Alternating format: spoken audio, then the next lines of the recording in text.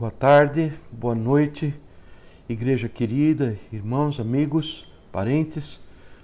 Aqui estamos nós, dia 1º de novembro de 2020, uma coisa tão diferente do que sucedeu até agora nas nossas vidas, até esse ponto, não é? Seguimos aí com muitas limitações causadas por essa pandemia e não é necessário que eu discorra mais sobre isso, porque todos estamos muito bem informados. Hoje é um dia especial para nós, mais uma vez, no calendário da nossa igreja, foi decidido que todo primeiro domingo do mês nós celebramos a Ceia do Senhor.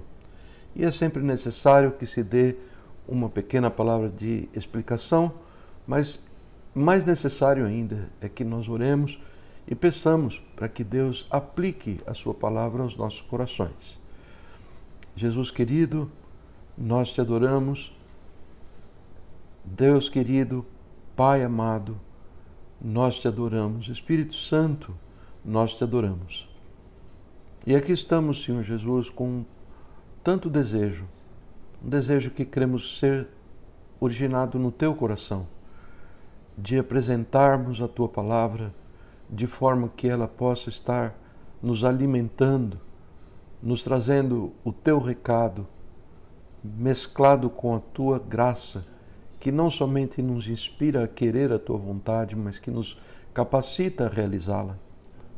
Senhor Jesus, aqui estamos, Senhor, conhecedores que somos da nossa incapacidade de produzir qualquer resultado divino nos corações. É necessário que o Senhor, grande Deus, o faça, e nós pedimos para que seja assim, no nome de Jesus. Amém.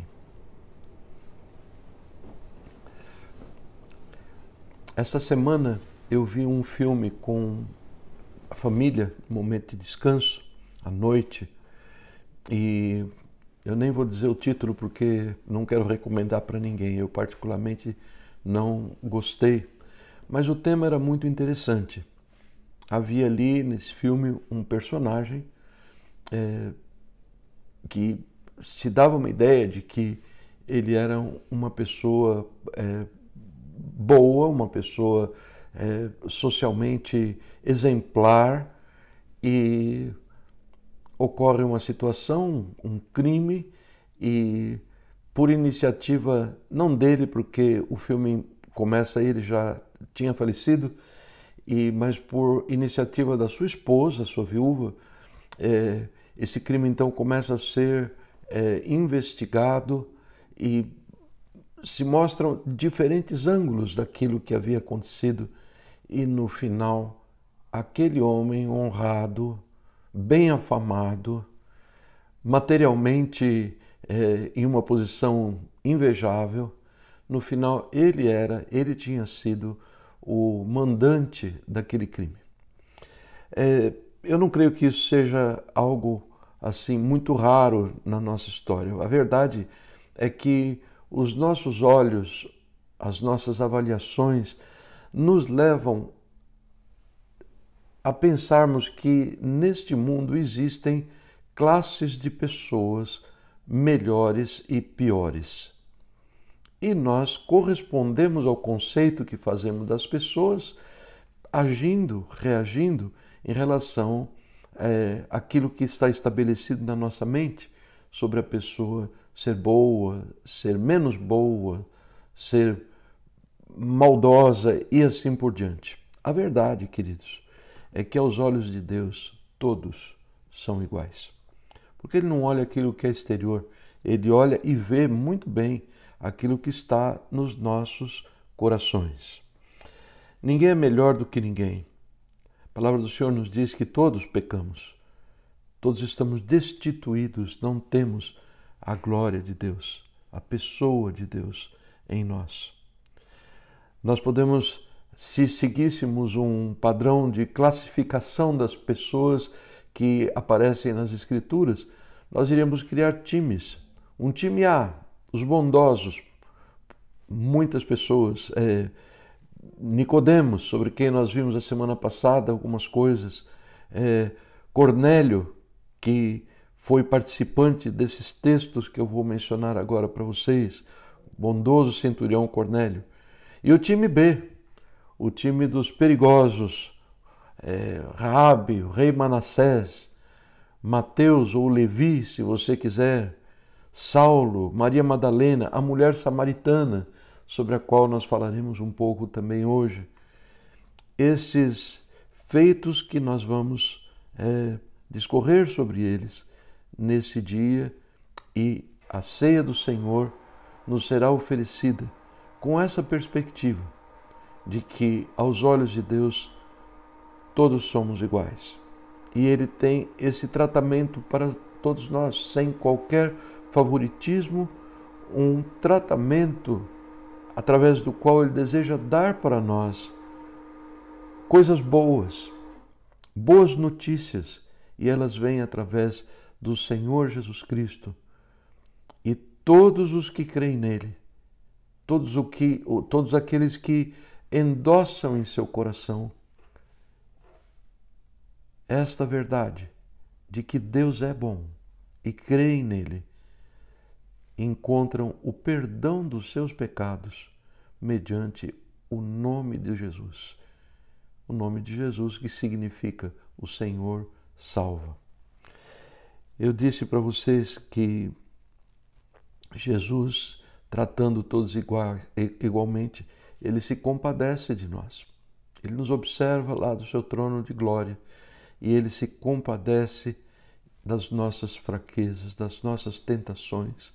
Ele sabe como nos sentir, sabe como é duro ter uma força tão grande na sua estrutura que quer movê-lo a cometer coisas, pensar coisas, falar coisas que são do completo desagrado de Deus. Ele sabe como é isso, ele esteve aqui, ele viveu debaixo desta pressão e ele nos chama, em vista disso, em vista do fato que ele nos ama tanto, a buscarmos nele misericórdia, graça.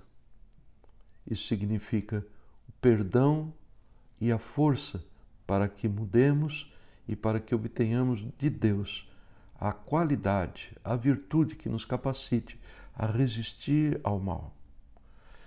A palavra de Deus nos diz que se nós vivemos segundo a carne, se esta é a nossa opção, quer porque não cremos que existe graça de Deus e nós vamos tentar fazer as coisas por nossa própria conta. Se nós vivemos segundo a carne, nós morreremos, pereceremos, e o contexto é perecer eternamente. Mas se pelo poder do Espírito, da graça, nós mortificarmos as obras do corpo, nós viveremos. Vamos então nos achegar ao trono da graça. Esse é o convite no final desse texto que eu estou aqui como que reproduzindo, que está no livro de Hebreus, capítulo 4, versículos 14 e 16, para você checar aí na sua Bíblia. Vamos nos achegar ao Senhor. Para aqueles que não querem se achegar, é necessário que, em fidelidade a você que toma esta opção, é necessário que eu diga que essa escolha não é sem consequências. É uma má escolha. As consequências são más. Deus nos diz textualmente, Hebreus 10, 26, se continuarmos a pecar deliberadamente, voluntariamente, depois que recebemos o conhecimento da verdade, já não resta sacrifício pelos pecados. Ou não há o que Deus possa fazer pelos pecados que nós cometemos.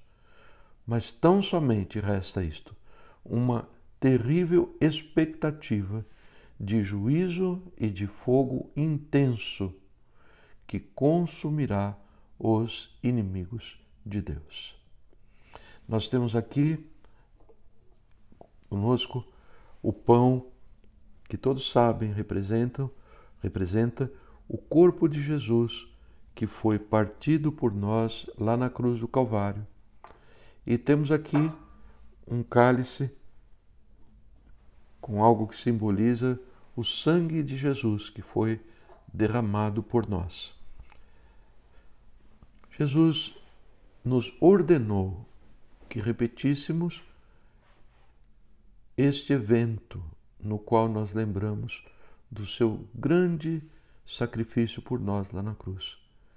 E eu creio que ele o fez porque existe em nós uma tendência de nos esquecermos e de sairmos a campo tentando fazer as coisas, como se não teve nenhuma importância ele ter vindo ao mundo cheio de graça e de verdade.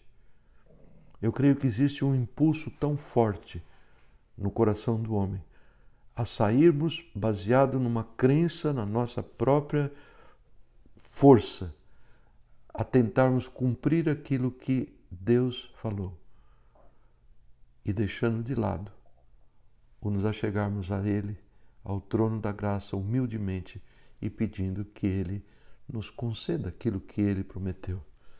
E por essa razão, nós trazemos a lembrança. Nós voltamos a falar e voltaremos a falar. Esta é a missão de todos aqueles que foram resgatados pelo sangue de Jesus derramado lá na cruz, pelo seu corpo partido por nós. Eu imagino que muitos de vocês, ou alguns de vocês, estejam seguindo esse momento. Então, nessa hora, nesse momento, nós vamos participar do pão, simbolicamente apenas. Nós vamos comer daquilo que representa o corpo do Senhor Jesus.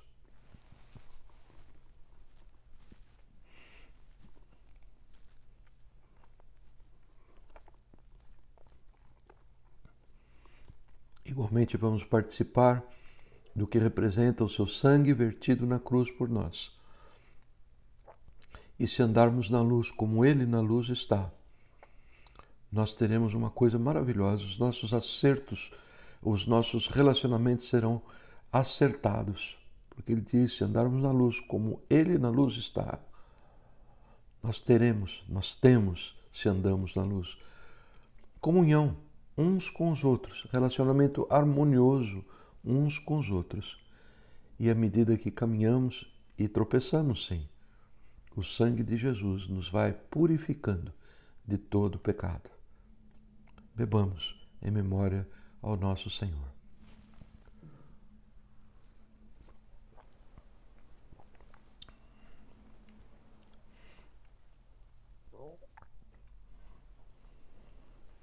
Obrigado, Senhor. Aplica a Tua palavra a todos nós. Oramos em nome de Jesus. Amém. Muito bem, queridos, seguimos com o Evangelho de João. Hoje vamos aprender algumas coisas a respeito de João, capítulo 4, sempre tendo em mente o grande objetivo deste Evangelho precioso, que foi claramente resumido para nós em João capítulo 20, versículos 30 a 31.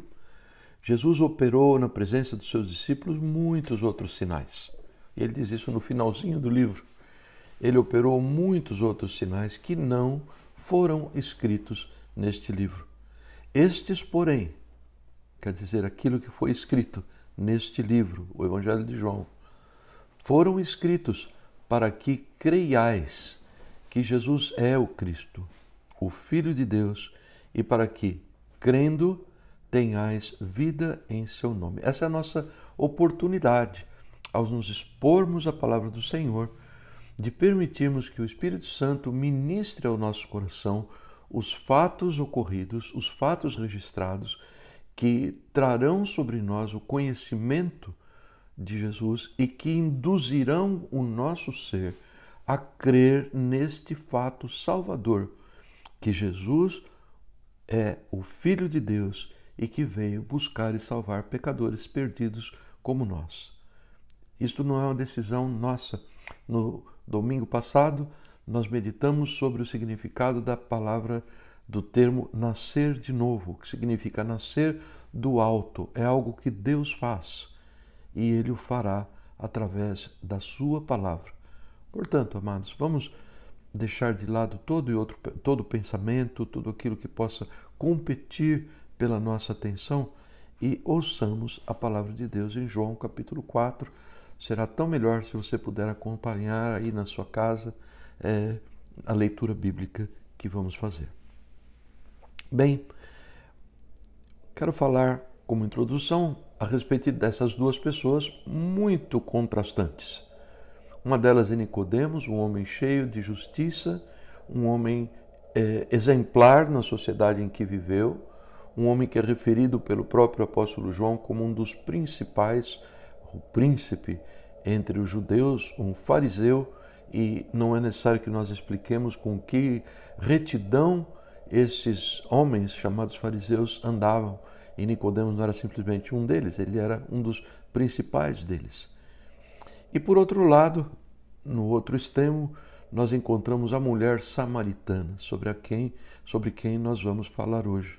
Uma mulher de uma vida moral reprovável, a sociedade em que ela viveu, e nós faremos mais menções a ela e nós vamos sair aqui com algumas informações. Eu creio que uma boa parte daqueles que estamos ouvindo sabemos essa história. Nós temos ouvido a história da mulher samaritana, a passagem de Jesus por aquela pequena cidade de Sicar e tudo aquilo que vamos falar. Mas nós estamos tendo uma oportunidade única hoje. Hoje estamos vivos e ouvindo de novo a palavra que será então revivida, revitalizada nos nossos corações, segundo o nosso desejo que expusemos ao Senhor. Muito bem.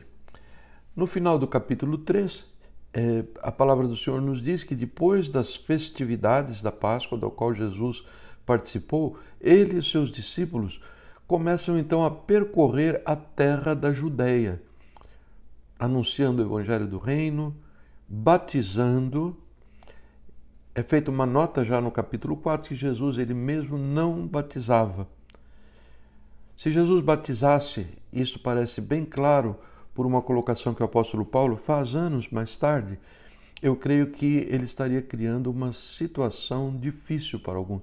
Isto certamente subiria a cabeça de algumas pessoas e Jesus, mesmo que não pretendendo fazê-lo, poderia gerar então alguma forma de divisão, formação de classes dentro da igreja do Senhor Jesus. Eu fui batizado pelo próprio Senhor Jesus.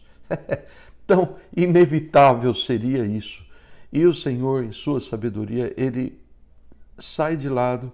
O apóstolo Paulo, mais tarde, ele diz, não de uma forma defensiva, mas explicando a respeito dele próprio, talvez alguns cobraram dele. Paulo, eu quero que você batize. Ele diz, não. Eu não fui enviado por Cristo para batizar, eu fui enviado para pregar o evangelho. E outros tinham essa honra de batizar, de trazer as águas àquele que se convertia ao Senhor. Isso é devido ao aspecto tão inegável da nossa existência, que são as obras que emanam da nossa carne mortal, não é? Inveja, porfia, contenda, pirraça.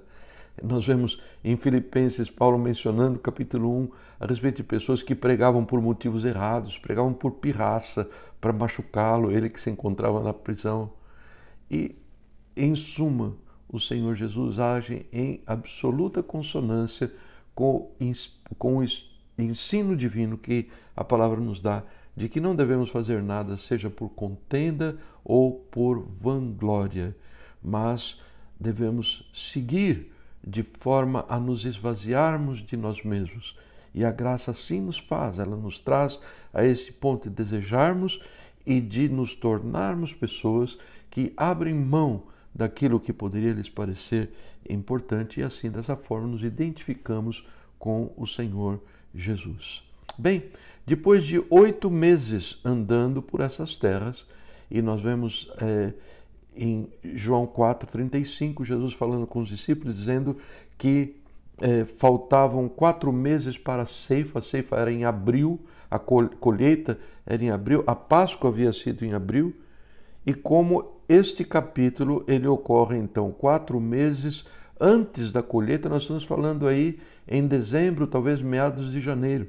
Foi o tempo que Jesus permaneceu percorrendo a Judéia nesse tempo. Passado esse tempo, vem ao conhecimento de Jesus que os fariseus haviam ouvido sobre o fato que o seu ministério, o ministério de Jesus, estava crescendo e que estava se tornando assim mais proeminente do que o ministério do próprio João Batista, que ainda estava livre, ainda não tinha sido lançado na prisão pelo maldoso rei Herodes.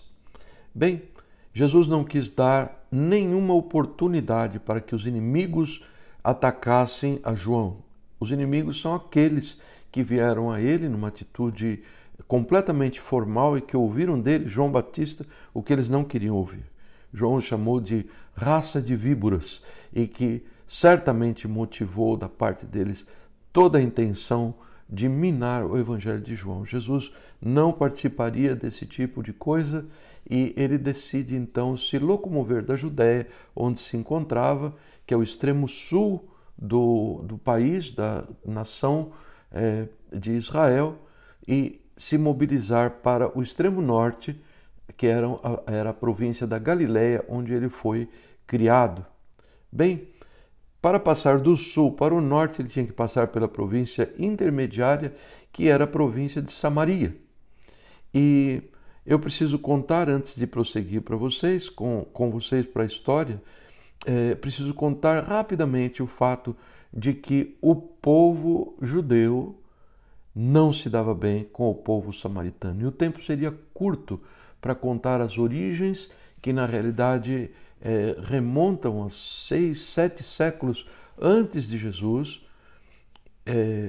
Os fatos dizem respeito à invasão desta parte da nação de Israel pelos assírios e a recolonização dessas terras pelos assírios, que trouxeram pessoas de outras nações que se mesclaram com os restantes ali na terra de Samaria e criaram assim um povo misto, não só do ponto de vista racial, mas com uma crença mista.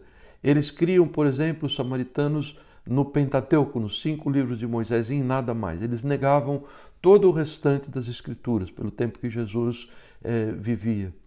Eles tinham conhecimento de outras religiões pagãs que eles adotaram nos seus conceitos de verdade, e assim por diante.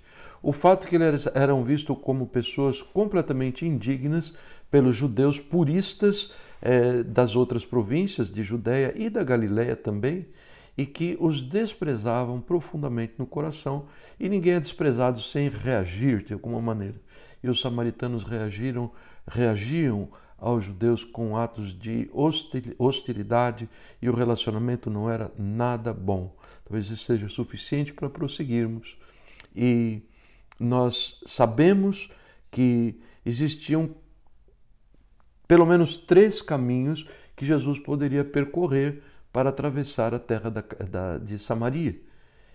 E ele decide escolher aquele que prometia ser o mais turbulento. Era o mais curto, sim, mas certamente aquele que traria mais desvantagens do ponto de vista do que ele poderia encontrar pelo caminho. Ele iria passar pelo centro de Samaria, e Jesus o faz, segundo muitos autores, como que cumprindo um desígnio divino. Ele não estava interessado tão somente em distância e por onde passar, em aspectos físicos de sua viagem, mas em sua grande provisão. Deus determina fazer os seus passos coincidirem com os passos de pessoas a quem Ele quer resgatar. Isso traz muito conforto ao nosso coração, muito consolo. Aquele dia que alguém te convidou para ir naquela igreja, que você não queria ir, acabou aceitando o convite por uma questão de amabilidade, e você foi, e surpreendentemente a mensagem tocou o seu coração, e você, quando viu, estava se rendendo ao Senhor. Foi Deus que te levou. Ou aquela conversa que você não queria levar adiante com aquele amigo insistente que abriu a Bíblia aos teus olhos, Deus criou a oportunidade. Ou aquele jovem rebelde, cabeludo, que decidiu ceder às pressões dos amigos e participar de uma semana de acampamento, onde ele ouve falar da graça de Deus e ele se rende em lágrimas ao Senhor, que transforma a sua vida. Isto foi provisão de Deus. Ninguém vem ao Senhor por coincidência. Com Ele não existem essas coisas, existem providências. E foi isso que provavelmente aconteceu. E nós vemos a linda história de Raabe, e o que aconteceu com Levi, também chamado Mateus. Nós vemos o que aconteceu com Mateus, com Maria Madalena, aquela que Jesus expulsou dela 7 demônios. Nós vemos o que aconteceu com aquela mulher que se rendeu em grande alegria e que trouxe um perfume caríssimo e com ele banhou os pés de Jesus. Nós vemos o capítulo 15 de Lucas, um dos mais lindos de toda a Escritura, onde ele fala sobre os perdidos, a moeda, a ovelha, os filhos perdidos. E a salvação, em todos esses casos, resulta em grande festa no céu. Não só uma alegria interior no coração daquele que recebe a salvação e é por ela transformado já nessa vida, mas lá no céu existe algo em paralelo ocorrendo, que é uma grande exultação dos seres celestiais com um pecador que vem ao arrependimento. E foi isso que Deus tinha em mente. Eu gosto de pensar que esses comentaristas numerosos e antigos, eles estão muito corretos a respeito do propósito, de haver um propósito nessa passagem de Jesus pela localidade onde se encontrava a pequena vila, a pequena cidade de Sicar. Jesus, ele se encontra ali com esta mulher. Ele chega, o texto nos diz que ele estava extremamente cansado, ele se sentou assim na beira de um poço para descansar, enquanto seus discípulos entraram na vila para comprar alimento, e ali sentado chega a mulher samaritana, sobre a qual nós pouco conhecemos, além daquilo que nos diz o texto. Nós sabemos, numa inferência muito segura, que esta mulher, ela vivia uma vida imoral, reprovável aos olhos do povo. E a razão histórica muito simples de ser verificada na literatura parabíblica e pessoas que viveram naquela época que deixaram escritos. Havia este costume, as pessoas para se dirigirem à fonte de água, elas eram mulheres, eram grupos de mulheres que vinham e que retiravam água nas partes frescas do dia, de manhã e no final do dia. Se você visse uma mulher sozinha se acercando do poço para retirar água durante a hora mais quente do dia, você podia saber que essa mulher era uma pessoa com a qual ninguém queria andar.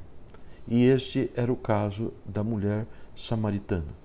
Bem, ela se encontra ali com Jesus.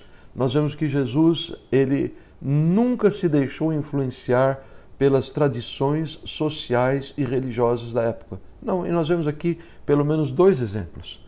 Primeiramente, ele mandou, a tradição social dos judeus dizia que judeu que se preza não tinha contato com os samaritanos. E Jesus envia por ordem sua, certamente os discípulos entram na vila de Sicar para comprar alimentos que seriam preparados por quem?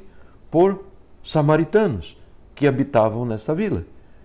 E isto jamais passaria pelo melhor escrutínio do povo judeu, mas Jesus não tem nenhum respeito por esse tipo de tradição.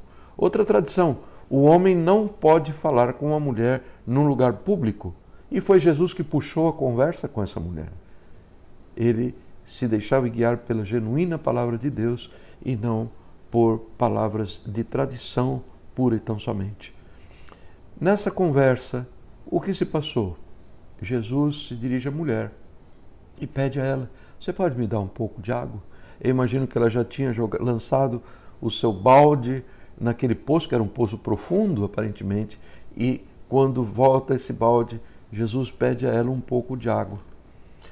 Os bons comentaristas que eu ouvi, bons pregadores, não que existam maus que eu conheça também, mas eles são assim unânimes pelo estudo da etimologia das palavras usadas, em inferir que houve na mulher, durante uma boa parte da conversa, um tom de ataque e de defesa. Respostas ríspidas foi aquilo que Jesus recebeu por parte dessa mulher. Eu quero endossar isto como um simples aprendiz de tantos mestres que Deus deixou à nossa disposição. E a mulher, então, acostumada em atacar e se defender, ela responde para Jesus com algo que nós poderíamos reproduzir mais ou menos nesses termos. Que absurdo é esse? Você é um homem, é judeu. Jesus se fazia talvez conhecer pela sua forma de vestir-se, pelo seu sotaque próprio e assim por diante. E você está pedindo água a mim? Uma mulher samaritana? E o Senhor Jesus, calmamente, docemente, responde: se você me conhecesse, você iria me pedir e eu lhe daria a água viva. Eu te pedi água do teu balde. Você me pediria e eu lhe daria água viva. Ele está falando de algo espiritual. Ele está trazendo aqui uma metáfora. Ele está comparando a dádiva que ele gostaria de dar a essa mulher a uma água que, comparativamente à água que ela estava retirando, que ele pediu um pouco, era uma água muito superior. Bem, a mulher, pensando que a água viva era algo, então, material, ela continua no ataque. Você nem tem como tirar água. Esse poço é fundo. Você não tem como você diz que pode me dar algum tipo de água. Você se acha superior até ao nosso pai Jacó, o patriarca que havia dado àquela localidade aquele poço? E Jesus, ainda falando sobre a água espiritual, diz: quem beber desta água que você está tirando do poço, voltará a ter sede. Mas quem beber da água sobre a qual eu estou falando e que eu der, esta pessoa nunca mais terá sede, pois terá em si como que uma fonte continuamente jorrando água. Jesus não estava falando de coisas materiais, mas a mulher, aparentemente ridicularizando o que ele falou agora, ou pelo menos ainda demonstrando uma completa falta de entendimento da graça que Jesus pretende lhe oferecer, responde: eu quero então dessa água. Ok, seria uma boa ideia. Não preciso mais voltar aqui no poço, não preciso carregar esse balde pesado e ir em direção à minha casa. Ela só via a vida da perspectiva material. E isto é o que caracteriza a pessoa sem Deus. Nós não entendemos a linguagem de Deus. Nós ouvimos de má vontade a palavra de Deus. Estou mencionando Mateus capítulo 13, onde Jesus explica o porquê dele falar com parábolas. Diz: eu falo com parábolas para que este povo que fecha os seus olhos, tranca os seus ouvidos para ouvir a palavra de Deus, ou o fazem de má vontade, eu falo em parábolas porque assim eles não entenderão. Eles não entenderão. Eles tratam a Deus com completa indiferença e indignidade. Eles não param, eles não destinam um tempo para cuidar daquilo que tem de mais precioso. E eu não correspondo com este tipo de pessoas. Esta é a posição de Deus. A palavra do Senhor nos diz em 2 Coríntios, se o Evangelho está encoberto, se ainda está encoberto, para aqueles que se perdem, para aqueles que vão para o inferno, para a perdição eterna, é para estes que ele está encoberto. Sabe essa pessoa que ouve, ela se reporta a alguma forma de trauma que ela teve, ela se reporta a algum tipo de desgosto, algum tipo de decepção, então ela já não crê em mais nada, ela jogou fora a água suja e jogou fora a criança, como se diz num ditado muito comum aqui onde nós vivemos. Ela não quer saber, é má vontade, é zombaria no seu coração e até prova em contrário, isto é algo ridículo aos meus olhos, eu não tenho tempo para perder com isso. Deus, em sua imensa paciência e amor, ele tem que lidar com essa mulher, com essa pessoa, assim como ele fez em relação a essa mulher, mudando de marcha e seguindo para um outro ponto. Aliás, aquilo que ele vai fazer, que é dar à pessoa a convicção dos seus pecados, é algo absolutamente imprescindível quando nós temos a honra, a oportunidade de anunciar o Evangelho. Nós precisamos falar sobre o fato de que a pessoa que nos ouve, assim como nós estaríamos perdidos pelos nossos delitos e pecados, a menos que recebêssemos a salvação, a água viva que Deus tem para nós. Isto não pode mudar. Nós não podemos simplesmente contar a história até o ponto em que somos chamados a ser bons. Nós não podemos contar a história até o ponto de contar que Deus é bom e que Deus nos dá coisa boa. Porque se nós paramos nesse ponto, nós temos o aplauso de todos. Temos aplauso de ateus, de satanistas, temos aplauso de toda e qualquer forma de religiosidade, porque isto enaltece o homem. Mas esta não é a mensagem que traz vida ao homem. Pelo contrário, pode torná-lo pior, pode torná-lo ainda mais exaltado aos seus próprios olhos. Então é necessário que Deus convença, e Ele faz isso nessa história através de Jesus, a quem Ele enviou, a quem Ele deu o Espírito sem medida. João nos disse isso em capítulo 3, o João Batista nos disse isso, está narrado pelo evangelista João. E aquele que Deus enviou, Jesus, fala as palavras de Deus, porque Deus não lhe dá o Espírito Santo por medida. Jesus era pleno do Espírito Santo. Ele, o Espírito Santo, Deus Pai, são uma pessoa só. E Deus ama o Filho, entregou todas as coisas na sua mão, e aquele que crê no Filho tem a vida. Aquele que acredita no Filho tem a vida. Mas aquele que não crê no Filho não verá a vida, mas a ira de Deus permanece sobre ele. Este aspecto da narrativa do Evangelho, ele é oculto muitas vezes, seja intencionalmente ou seja por ignorância de quem está apresentando. Mas isto é indissociável, porque é só quando uma pessoa, independente do seu passado religioso ou não, independente da sua estirpe social, independente de todas as coisas, é só quando esta pessoa vê que está perdida nos seus delitos e pecados, que ela vai sentir a necessidade da graça de Deus, ela vai sentir que ela precisa de um Salvador. Nós não queremos um Salvador, o ser humano não quer um Salvador, a menos que nós nos vemos na necessidade de sermos salvos. E até esse ponto, essa mulher não viu nada. E Jesus muda. E com grande fineza, Jesus, quando a mulher diz, ok, eu quero dessa água viva, então, Jesus diz assim, vai chamar o seu marido. Essa era uma boa resposta. O contexto social nos conta que para que fossem mantidas boas aparências, a conversa entre homem e uma mulher não deveria se prolongar por tanto tempo, isso é Bíblia, e que se a mulher tivesse alguma forma de dúvida doutrinária, dúvida sobre ensinos concernentes à palavra de Deus, que ela fosse ensinada agora não só pelo seu interlocutor, um sacerdote, um mestre de outra forma, mas que fosse ensinada pelo seu marido. Então Jesus dá a ela o voto melhor que ele poderia dar, mesmo sabendo, não só pela sua onisciência, mas também pela forma como ela se apresentou, você se lembra, meio-dia, sozinha, no poço, etc. Jesus dá a ela como que esta cabeça de vantagem. Vá buscar o teu marido. Ao que ela responde, ainda rude, possivelmente constrangida, ela responde, eu não tenho marido.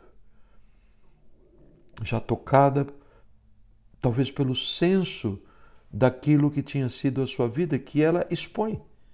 Jesus, então, propõe à mulher com palavras que só ele poderia conhecer, só Deus poderia conhecer aquilo com o qual ela completamente concorda, coisas com as quais ela sabia, ela tinha convivido, que era um estilo de vida tão reprovável. Jesus diz para ela, é verdade, você está falando corretamente que você não tem marido. Eu sei que você já teve 5 maridos e aquela pessoa com quem agora você vive não pode ser chamada de seu marido. Ou seja, essa mulher, ela é pouco provável de que ela tivesse se tornado viúva por 5 vezes, a conversa teria sido outra aqui. O mais provável é que essa mulher vivia uma vida de adultério e tenha sido então repudiada 5 vezes e agora estava como que desenvolvendo um outro relacionamento com uma sexta pessoa e completamente reprovável diante das leis dos homens, das leis de Deus, e ela sabia sobre isso e a sua autoestima era baixíssima por causa disso, e ela tinha que mostrar agora, de uma forma inevitável, ela tinha que concordar com Deus ou então negá-lo. E ela não negou. Jesus, ao expor o pecado, que é um atributo do Espírito Santo nos nossos dias, ele convence o homem do pecado, da justiça, do juízo. Jesus, ao fazê-lo, ele traz ao conhecimento da mulher a aprovação de Deus para todo aquele que confessa e crê. Você falou a verdade. Nesse ponto a mulher diz: Senhor, eu chego à conclusão, estou vendo, constatando que o Senhor é um profeta, o Senhor é um homem de Deus. Ela estava impressionada. Essas revelações da sua vida íntima só poderia ser feito por alguém muito especial, alguém que tivesse a mente de Deus. E eles seguem conversando, e João se refere no versículo 29, a um fato que nos ajuda a entender que provavelmente conversaram sobre muitas outras coisas que não foram registradas por João. Porque quando essa mulher volta à cidade, nós vamos ver isso em alguns minutos, ela diz a respeito de Jesus: encontrei alguém que me contou tudo o que eu tenho feito. Não só o fato que ela tinha 5 maridos e vivia em adultério com você. Não, ele me contou tudo. Jesus como que abriu os livros da vida dessa mulher diante dos seus olhos. Algo que só Deus pode fazer. É muito incomum, eu pelo menos nunca conheci uma situação em que um pastor, um pregador da palavra de Deus tenha chamado alguém de lado e falado assim: eu vou te contar como foi a tua vida e conte tudo isso. Eu não estou fechando essa possibilidade. Pelo contrário, conheço até servos do Senhor a quem Deus deu uma palavra profética para levar uma pessoa ao arrependimento. E isso foi, assim, muito semelhante ao que aconteceu nessa situação. Mas em sua discrição, em sua bondade para conosco, o Senhor nos deixou aquele que fala mansamente aos nossos corações, e Ele abre a nossa vida aos nossos olhos. E um dia, nós nos vemos perante o espelho e nós sabemos que tudo aquilo que nós vivenciamos fora, que possam resultar em louvores ou aplausos ou qualquer forma de culto à nossa pessoa na sociedade em que vivemos ou mesmo em nossa própria família, que tudo isto, na verdade, está plantado sobre uma plataforma de uma natureza que vai perecer eternamente, a menos que sejamos resgatados por um grande Salvador, Jesus. E é isso que estava se passando com essa mulher. E agora ela fala algumas coisas que eu creio que são muito lindas. A grande beleza que nós vemos aqui nas suas palavras, quando ela diz: olha, nossos pais, Jesus, eles adoravam nesse monte aqui, o Monte Gerizim, é o monte onde haviam sido pronunciadas as bênçãos sobre aqueles que obedeciam ao Senhor. A vila parece que era construída aos pés do Monte Ebal, que era o outro monte gêmeo ali, existia um vale entre os dois, e essa história está lá no Velho Testamento e nós não podemos entrar nela. E aqui no Monte Gerizim, lá no Monte Gerizim, havia sido construído como que um centro de adoração, lá dos tempos de Neemias, esse homem maldoso, Sambalate, sua geração mista construiu ali um lugar espúrio para louvar os deuses. Mas foi nessa cultura que ela cresceu. E agora ela está numa situação de confusão doutrinária e que ela traz para o meio da conversa por uma razão, que ela estava sentindo a necessidade de, tendo tido essa conversa com Jesus, tendo tido essa revelação de Jesus, assim como você, quando o Espírito Santo abre os seus olhos e você vê diante do espelho de Deus quem você é, surge naturalmente, quando avaliamos que Deus bondosamente nos perdoa através de Jesus, surge naturalmente o desejo de uma coisa, que é o desejo de adorar a Deus. É a gratidão a Deus. É a gratidão, a mesma gratidão que levou aquela mulher, a qual eu me referi aqui, a história está em Lucas capítulo 7, de ver o quanto ela foi perdoada, ver de quanta sujeira ela foi perdoada. Ela não podia deixar de expressar de uma forma extravagante o seu amor por Jesus, e ela lava os seus pés com um perfume caríssimo. E da mesma forma, essa mulher se sente, e ela quer saber como adorar Jesus.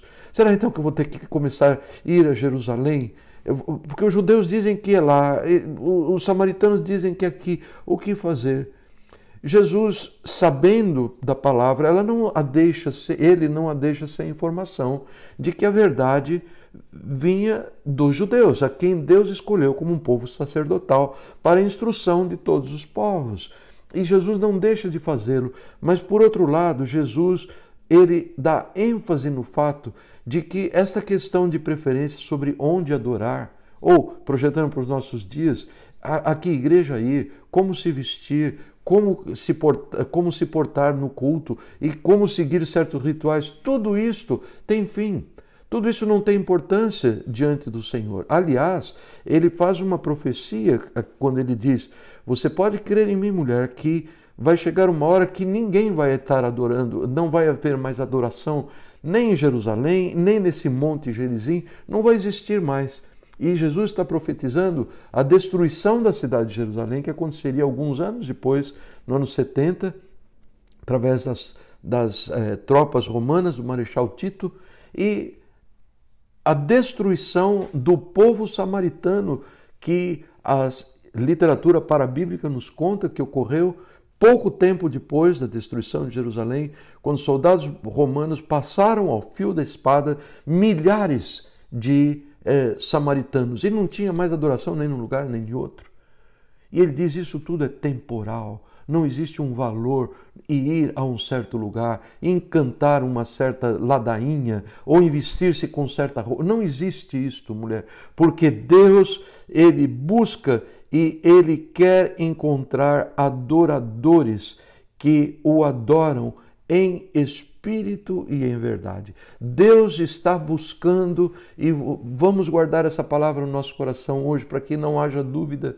Deus está buscando adoradores, pessoas que o veneram, que o amam, que querem servi-lo de todo o coração, que veem no seu ser essa satisfação com a presença de Jesus e um desinteresse. As coisas do mundo passaram a não ter tanto valor, as coisas boas e más desse mundo, já nada mais tem tanta importância, porque agora Jesus, a pérola, o tesouro escondido no campo, ele é aquele que importa para nós.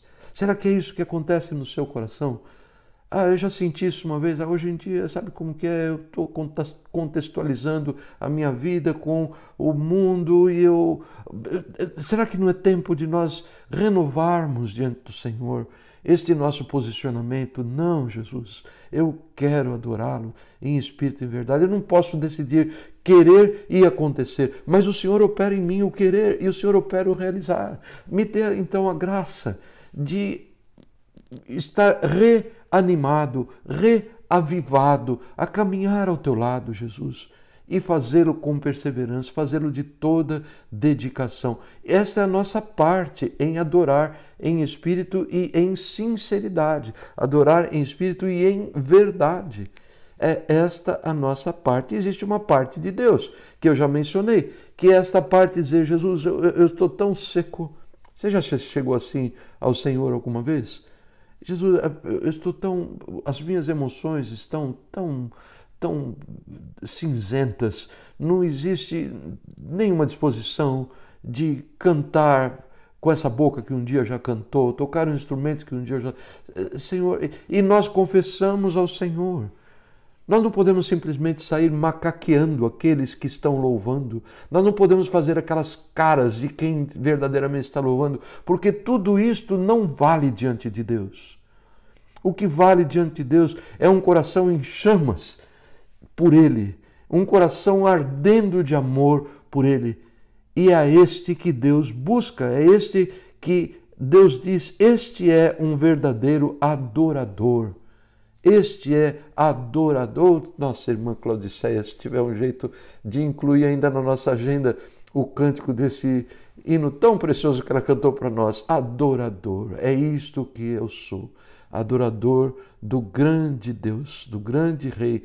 E quanto ao Senhor, os seus olhos, irmãos, não se iludam, passam por toda a terra para mostrar-se forte, para mostrar-se aquilo que Ele realmente é, um Deus forte.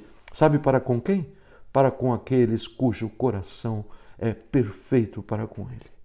E nós não podemos nos aperfeiçoar, mas a graça de Deus pode fazê-lo por nós. Aleluia! E é bom que saibamos disso, porque para isso nós fomos chamados.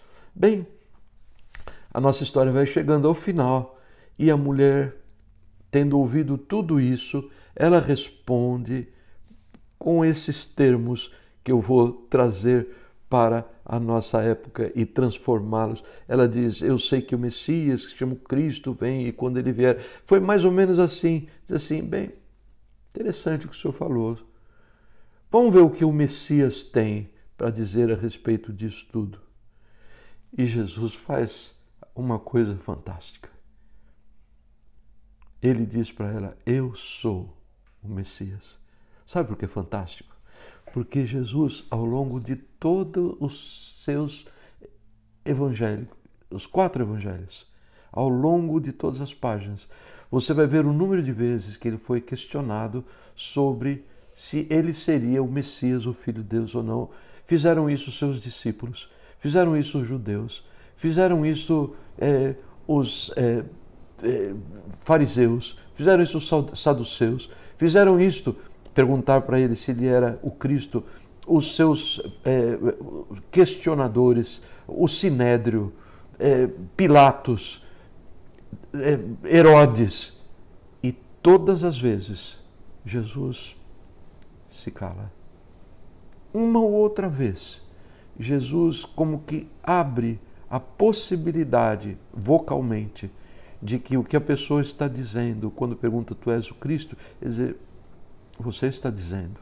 Isso é o máximo que nós vemos.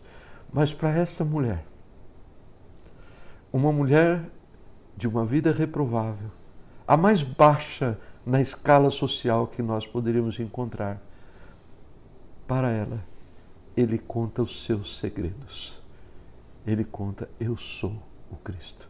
Isso me faz lembrar do Salmo 25:14, onde o Senhor diz assim, que os segredos do Senhor, Ele os conta para aqueles que o levam a sério. E essa mulher tinha começado a levar a sério. Jesus já está contando aquilo que ele jamais contou para outro tipo de pessoas, aparentemente muito mais dignas do que ela.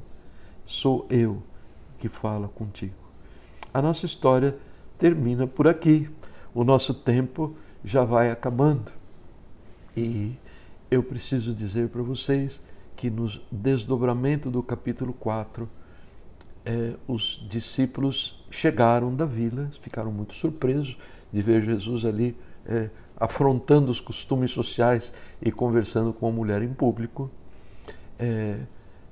Esta mulher, enquanto isso, ela sai e ela vai ser, conforme o pastor Jorge me lembrou ontem, eu achei tão lindo o termo, para ser então a primeira evangelista entre os judeus, entre os gentios, entre os samaritanos, entre todos. Ela vai e ela entra na sua vila. Venham ver esse homem, vocês precisam ver. É natural este tipo de reação em todos que se convertem a Jesus? Eu creio que sim. Eu creio que sim. Eu creio que alguns são tão tímidos por natureza, alguns são tão... e que eles se retraem, mas eles buscam no seu coração todas as formas de serem vocais a respeito de Jesus. Não existe um crente que seja um crente verdadeiro, que esteja calado e esteja bem calado sobre não estar anunciando aquilo que transformou a sua vida para outras pessoas. Nós somos assim. Nós assistimos um filme, saímos contando para outras pessoas. Nós descobrimos uma praia legal, contamos para as outras pessoas. Descobrimos uma receita boa de um bolo gostoso, fazemos o bolo e contamos para outras pessoas. Existe mulher que não gosta de compartilhar a sua receita, mas é apenas uma exceção. Nós compartilhamos aquilo que é bom, que nos toca. O Evangelho não é diferente. E provavelmente estou sendo ouvido por pessoas que sabem, mas como eu gostaria de contar, mas eu não consigo. Pense bem, será que você não está contando com os seus próprios recursos? Pense bem, talvez você tenha esquecido do fato de que Ele opera em nós o querer e Ele também opera o realizar. Nós não estamos querendo aqui lançar uma campanha evangelística para ganhar o mundo, o que seria, aliás, um bom empreendimento. Não é essa a intenção. A intenção da palavra do Senhor para nós nesta tarde e noite é passar com uma lente no nosso próprio coração para que nós vejamos que as nossas insuficiências são ricamente providas pela graça de Jesus. Você não tem louvado, você não pode estar bem sem louvar. Você não pode estar tranquilo, já louvei o Senhor, já fiz muito, já me alegrei. Se você é crente de verdade em Jesus, se você já nasceu de novo, você está no deserto. Você está no deserto e por isso não louvo. Você está como naquele salmo, dizendo assim, como poderíamos cantar o cântico do Senhor em terra estranha? Como? Como? Não existe como. Como poder anunciar o Senhor? Está como no Salmo 51, onde Davi diz, Senhor, restaura a alegria da minha salvação. Aí então eu vou anunciar a tua palavra e os pecadores a ti se converterão. Amados, a graça de Deus, a sua virtude, dada a nós pelo Espírito Santo, a água viva, é o que pode transformar o nosso proceder. Deus abençoe o seu coração. Eu estou deixando aqui propositalmente o final do capítulo 4, onde ele nos conta de uma cura maravilhosa de Jesus para ser anunciado com a próxima mensagem, que será no capítulo 5, que nos conta um outro número de atividades semelhantes a esta que Jesus teve curando pessoas. Por hoje nós terminamos aqui e esperamos do Senhor, Jesus querido, esperamos do Senhor que o Senhor transforme os nossos corações. É no teu santo nome que te pedimos que o Senhor haja assim, através do teu Espírito Santo, por determinação do Deus Pai maravilhoso a quem adoramos. Amém.